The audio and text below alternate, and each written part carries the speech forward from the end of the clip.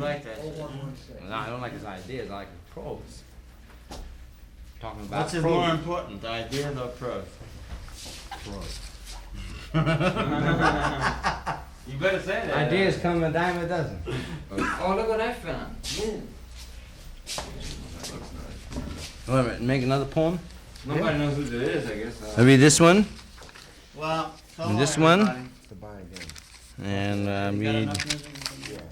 We're all right. We're in great shape. this one. I think you had a good day there, Bob. I know it. That's one of the best jazz dates I've heard in years.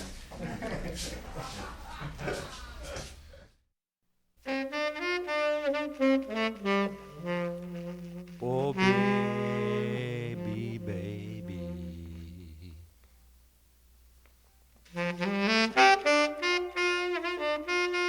Oh, baby, baby.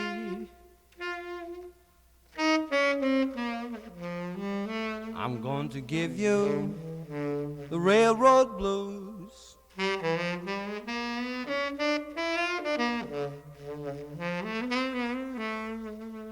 Oh, baby, baby.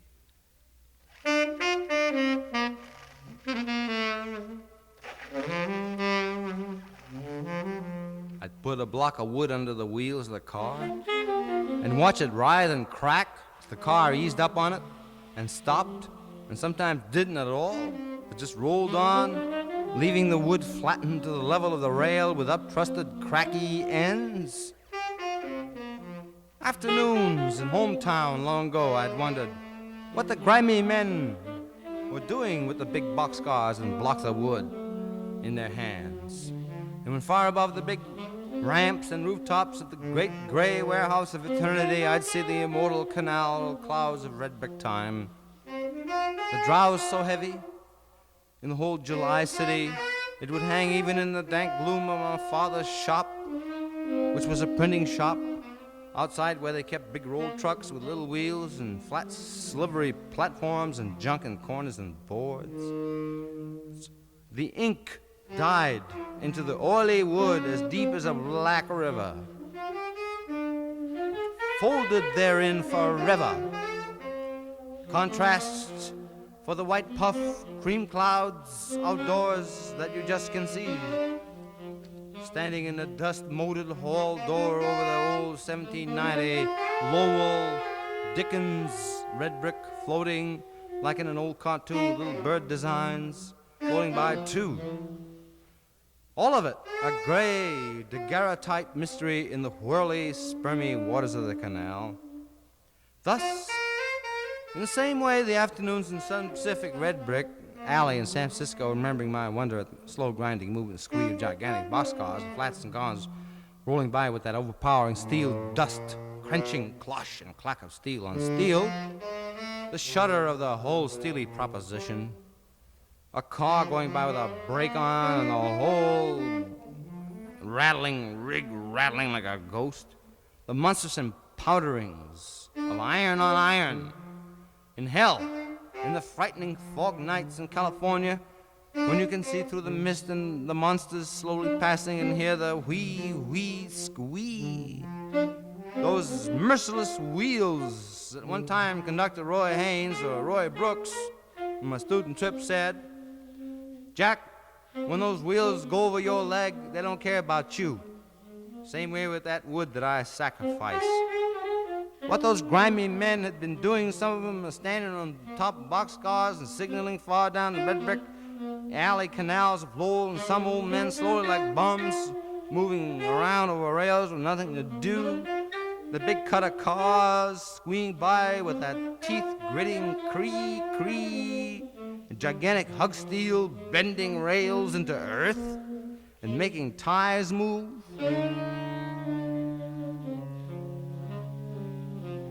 Now, I knew from working as on the Sherman Local on Sundays, we dealt with blocks of wood because of an incline in the ground that made kick cars stop going. You had to ride them, break them, and stop them with your blocks. Lessons I learned like, boy, tie a good brake on him. We don't want to start chasing that son of a gun back down to the city when we kick a car again. Him. Okay, But I'm playing the safety rules of the safety book. I've been reading the safety book every night, all night long, to the T. And so now here I am in the rear man on the Sherman Local. We've set out our Sunday morning preacher blossom carved flowers and made curtsies, bows, Sabbath God 10. Everything has been arranged in that fashion and according to the old traditions reaching back to Sutter's Mill.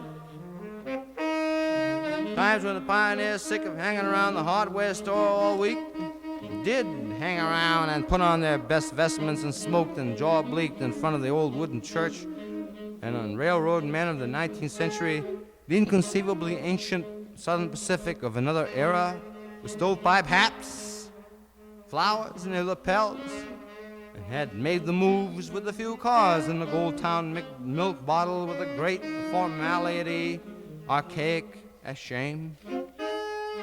Crowds of watchers be derbied in the gloom, like old waiters in the rain of time, all galleried and posed in historic ink, sorrowful as Jews, America stained. Gave the sign kicker car with the wooden hand. I run out, the old conductor yells, "You better break that him because he's going to go now as fast as you can get him." Okay, I run and take it easy on the jog. And wait, and here's the big car looming over me. It just switched into its track from locomotive track, where the lead, all the angling and arrowing is being done by the conductor, who throws the switch, reads the tack list, throws the switch.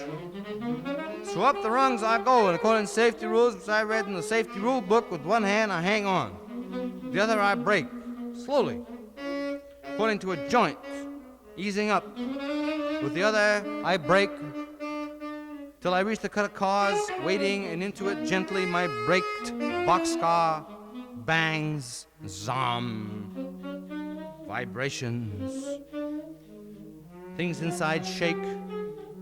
The cradled rockabye baby merchandise zoms with it. All the cars at this impact go forward about a foot and crush wood blocks that I'd earlier placed. I jump down, place a block of wood, and just neatly glue it under the steel lip of the monstrous wheel, and everything stops. So I turn back to take care of the next kicked car, which is going down the other track and also quite fast.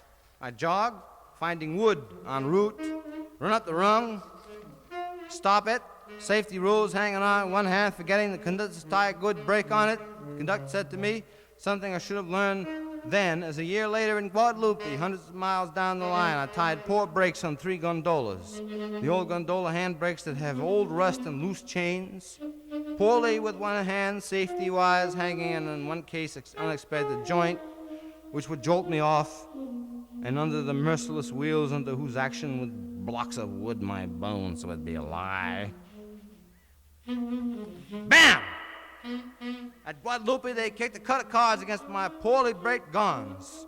Everything began parading down that incline back to San Luis Obispo. If it hadn't been for the alert old conductor looking out this one sentence, over to throw the switches in front of it and unlock the switch locks as fast as the cars kept coming, kind of comic circus act with him in floppy clown pants and hysterical horror, darting from switch to stand to switch to stand, and the guys in back are hollering. The pot taking off after the cut and catching it almost, pushing it into the couplers because they closed just in time, and the engine breaking everything to a stop.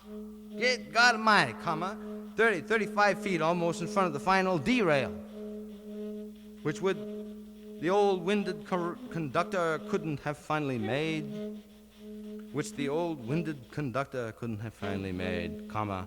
all have lost our jobs.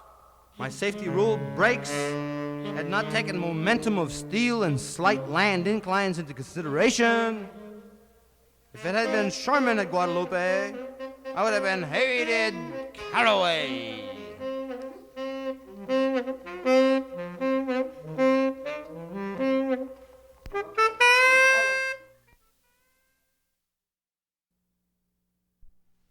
Let's go, huh? Yeah. You all through? Yeah, that's cool. Bill? We're all right. Actually, it's a beautiful album. There's some things in there that are just the end, you know? Oh, some things before are beautiful. Can you get home all right, Jack? Yeah, we got a car. Oh, good.